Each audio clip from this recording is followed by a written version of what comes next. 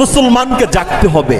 ওরা জাগবে তো দূরের কথা, ইহুদি খ্রিস্টানদের অনুকরণ করতে করতে এমন হয়ে গেছে মসজিদে মুসল্লায় বৈশাও কোরআনের কথা ওদের ভাল লাগে না। আছে না নাই কথা বলেন? কারণ ওর অস্থি মজ্জা ইহুদি খ্রিস্টানদের আদর্শ লালিত, আর মসজিদের মেম্বারের প্রতিটা কথা বিজাতি ইহুদি খ্রিস্টান নাসারা বৌদ্ধ হিন্দু বেঈমানদের বিরুদ্ধে যাবে। এটার নামই তো কোরআন, ঠিক না বেটি কথা বলেন? কোরআনের আরেক নাম হলো ফুরকান।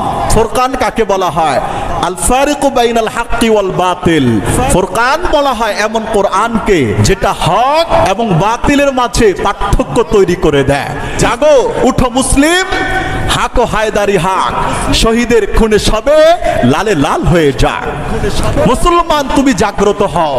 তোমার উপর অত্যাচারের যে কালো আমানিশার চাদর তোমার জাগ্রত হওয়ার সাথে সাথে সেটা লেজ গুটিয়ে পালাতে বাধ্য থাকিবে, ঠিক না বেটি কথা বলেন? আসো ইসলামের পথে আসো, ইসলামের জয়গান গাও, কোরআনকে বক্ষে লাগাও, কোরআনকে চুমু দাও।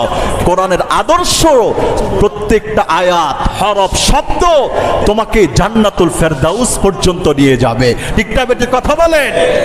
আবু দাউদ শরীফের 4031 নম্বর হাদিসে এসেছে, আব্দুল্লাহ ইবনে ওমর বলেন নবী করিম বলেছেন, মান তাসাব্বাহা বিকাউমিন ফাহুয়া মিনহুম।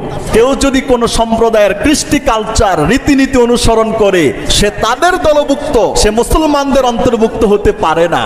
নবী করিম ইহুদি খ্রিস্টানদের থেকে, ওদের কৃষ্টি কালচার অপসংস্কৃতি থেকে আমাদেরকে কত দূরে থাকতে বলেছেন, আর আমরা নবী করিমের সেই কথা উপেক্ষা করে চলাফেরা, উঠা বসা, খাওয়া দাওয়া, পোশাক পরিচ্ছদ, অ্যাক্টিং, কাটিং স্টাইল, যা কিছু এভরিথিং ইহুদি খ্রিস্টান নাসারা বৌদ্ধ হিন্দু মুশরিক বিভিন্ন ধরনের নায়ক গায়ক সেলিব্রিটিদের অনুকরণে চুল, জামা, কাপড়, পোশাক পরিচ্ছদ, স্টাইল, জুতা, হাঁটার ধরনও পরিবর্তন করে ফেলে, ঠিক না বেটি কথা বলেন?